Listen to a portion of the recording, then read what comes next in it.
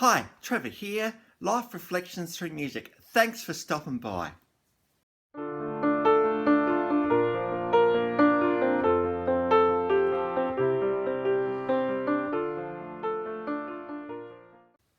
Well, I trust you enjoyed my last video on American songwriting icon Carole King. And through her song, You Got a Friend, we talked about friendship and how cool that is. So trust you found that one an encouragement. We're going from there to Mary O'Brien, that was born in West Hampstead in the UK in 1939. Influences and very much in the genres of blue-eyed soul, pop, ballad, French dancehall, country and jazz. And this lass was one of the most successful female artists in the US and the UK, particularly in the 1960s. So we're talking about an absolute icon today. Known for her extremely glamorous image and her trademark beehive haircut. Who we're talking about? The one and only Dusty Springfield. Now, as I said, Dusty just had this look about her, and in the 1960s, she's well and truly cemented herself in that decade, particularly earlier on as the 50s were turning into the 60s, and then even as the 60s were turning into the 70s, because this lass has had a very long career indeed. But certainly in the 60s, she was an icon of the swinging 60s, and she's renowned as being a cultural icon and a major influence in the world of music. Now, despite her looks are pretty amazing, she also has a pretty amazing singing voice, an incredible performer, and just an all-round entertainer. Dusty Springfield is a force of nature. That's all we can say, but a beautiful one that the world has benefited from. So between 1964 and 2015, there's been 21 studio albums, 1 live album, 35 compilation albums, 4 EPs, and 69 singles. Now, I don't know how many albums Dusty Springfield has actually sold, but it'd be millions and millions, I would have thought. She's also appeared, because of her looks, in a few TV series as well. Now, she was inducted into the US Rock and Roll Hall of Fame in 1999. And incidentally, that was the year of her death. So the world kind of mourned a bit when Dusty Springfield left us in 1999. And then posthumously, the UK Rock and Roll Hall of Fame in 2006. Now, the Mojo magazine put her in the top 25 female music vocalists of all time. Rolling Stone put her number 35 and 100 greatest singers. So there we go. She's also received the Grammy Hall of Fame induction as well. She received an OBE again in her year of death in 1999. So it's great to see her acknowledged by the Queen. Of course, she was in the UK, and so, you know, it was only a matter of time. She's also been in various movies as well. So we're talking about an absolutely amazing, very influential artist today. Now, there are many songs we could go to with Dusty Springfield, but I thought the song I would actually look at is You Don't Have to Say You Love Me. This came out in 1965. Now, when you listen to these lyrics, you think, oh my goodness, she's the songwriter, we should say, the one telling the story here. Really got the heart on their sleeve here, saying, hey, you know, I just realised, and I think what's actually happened is the relationship has come to an end, and the person's sitting and thinking, oh gosh, this is not good. I'm feeling terribly lonely here, and I want you to come back. But she's also, and I'm going to say she here because Dusty sings this song, I suppose. What she's saying also is, hey, I don't want you to come up. I want you to come back to choose to come back, to want to come back. I'm not going to force you to come back. I'm not going to do that. So to even say you don't have to say you love me is even saying, hey, look, I'm even willing to wait for that. I just want you back in my life. Very interesting lyrics, this one. Imagine you were the person on the other end of these words and they ring you up and say, you don't have to say you love me, but I really want you, I really want you back. What would be going through your mind here? You'd be thinking, well, I've left you though. I don't want to come back. But you know what? I don't know whether any human being, particularly after a relationship, which sounds like was pretty good at the time, can say, I'm just going to completely pretend you didn't exist. That happens sometimes, but I think in this situation here, the person telling the story thinks that there might be a little bit of glimmer of hope, and perhaps it was all a bit of a mistake, and perhaps we can move on and get back to it. But instead of making demands here, what she's actually saying is, you don't have to say you love me, just come back into my life. So if you're on the receiving end of words like that one, and you know, when you left, you're thinking, oh, I don't really know what I'm doing here, really. And you hear words like that one, you'd think, well, okay. It's almost like, look, I'm really, really sorry for what I've done. And please forgive me, and please come back. Of course, when we hear the words, please forgive me, if someone has wronged you and you hear those words, you're obligated almost to forgive them.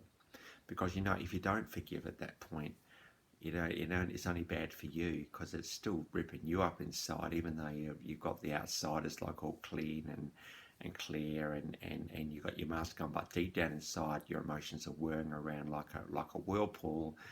And sometimes the thing we need to do to stop that is to forgive someone, particularly when they ask you to do that.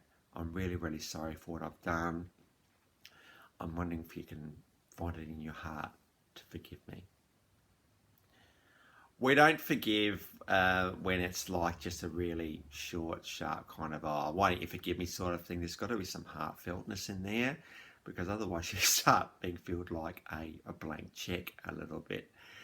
So, yeah, but if you're confronted with words like this one, perhaps what you need to do, because maybe you've kept the door ajar to this relationship, you've just kept your life a little bit open to it, sit down and have that conversation, talk about what it is that went wrong and see whether you can move forward.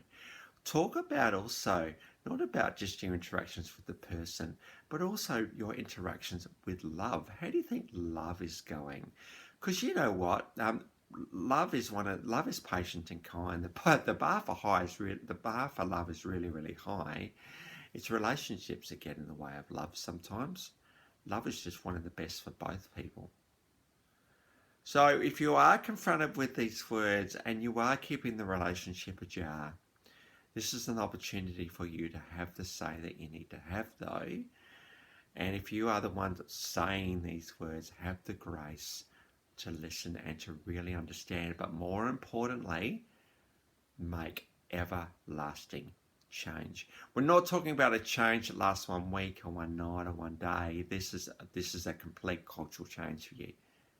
So if you're saying these words and you really, really want the person back in your life, you're going to do everything it takes to adjust yourself and to grow yourself in a way to make the relationship work. As you hear Dusty Springfield sing this song, just really understand the conviction and the passion that she has here, and understand that she's desperate here. Now, desperation can also be quite dangerous, because you're thinking, well, you're just being desperate. But if you can think through your desperation about what's actually happened and realise it's your thinking brain that's going to need to operate when you have that conversation, well, you know, just know that perhaps these are heartfelt lyrics and they are true and they can be trusted. So you're in a situation right now where you've just left somebody because you've just felt a bit, you know, whatever, and you hear the words like this ones. If you hear the words, please forgive me, I stuffed up here, perhaps the thing you need to do, even if the relationship doesn't continue, is to forgive. But if the relationship is to continue, well, it takes two people to have a relationship. And even if you're going back to them and they're trying really, really hard, you're probably also going to try really, really hard as well. And who knows what will happen. It's quite interesting, just also thinking a little bit more about this song today, is that, if you have split up and you come back together and you have this conversation, many couples don't get to this point. If you get to this point, it could be the start of something beautiful and new, a renewed commitment to each other. And of course, that's what we want. We've got trust in the other person to kind of do what needs to be done at any particular time. Not because they have to, it's because they want to. And trust is also in you. So definitely two people in a relationship. So I trust you found that an encouragement today, whether you're the person who's just left or whether you're the person who's thinking, oh, what's just happened? I want you back in my life. I trust you'll find that all encouraging today. Well, on to the clips. Now, as I've talked about, Dusty Springfield is glamorous, very glamorous, an icon of the 1960s, but well and truly 60s, 70s and 80s, she certainly was making her way in all three decades. This is a pretty big career. And obviously when I think about 2015 studio albums, there were a few albums released after her death. Now, normally you don't do that with artists, but in the case of Dusty Springfield, you do. In fact, she's been immortalised in some stage musicals as well. I think there's one called Dusty that I can remember. So yes, certainly a music icon. And you'll get to see why in these clips now. So we've got You Don't Have to Say You Love Me. This came out in 1965.